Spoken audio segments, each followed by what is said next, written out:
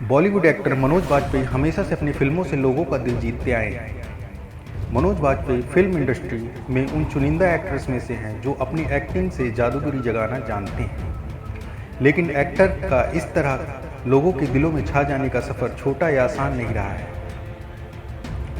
मनोज बाजपेयी ने थिएटर से टीवी और टीवी से फिल्मों तक का बड़ा लंबा सफ़र तय किया है। उनकी कई फिल्में ऐसी हैं जो लोगों की हमेशा पहली पसंद बनी हुई हैं। चलिए जानते हैं कौन है मनोज बाजपेयी।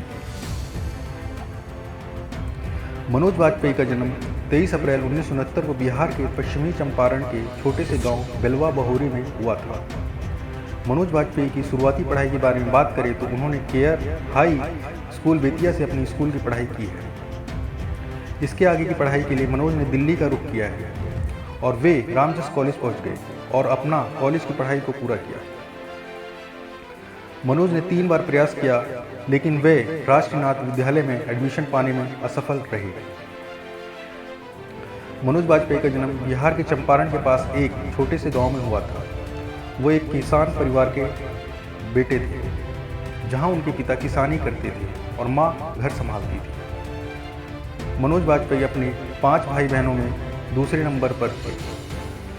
जब मनोज NSD के बाद दिल्ली में काम के लिए लगातार स्ट्रगल कर रहे थे, तब वे अपनी बहन को 2 रुपये का सिक्का देकर बस में बिठा देते थे और पैसे बचाने के लिए खुद पैदल चलते थे और अपने थिएटर ग्रुप चलाकर ही चलाए जाते थे।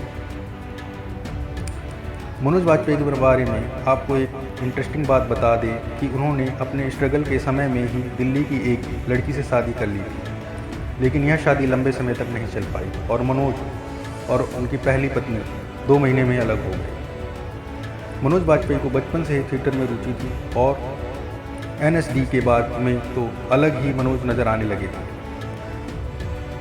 मनोज बाजपेयी का संघर्ष हम सब के लिए विशाल था। उन्होंने NSD की पढ़ाई से लेकर दिल्ली के स्ट्रगल तक घर से एक पैसा नहीं लिया था।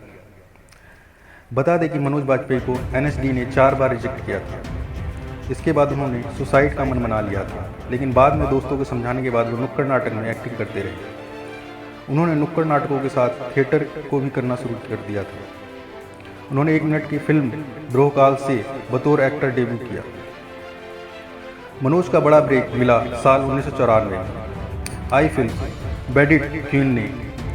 हालांकि इस फिल्म में उनको ज़्यादा फायदा नहीं हुआ। इसके करीब 4 साल की कड़ी मेहनत के बाद 1998 में मनोज के हाथ सत्या फिल्म आई। इस फिल्म में गैंगस्टर भीकू मात्रे के रोल में दिखा दिया कि मनोज बाजपेयी कितना दम रखते हैं। मनोज बाजपेयी के इस किरदार को काफ़ी पसंद किया गया और उन्हें हिंदी फिल्म इंडस्ट्री में पहचान मिलना शुरू हुआ।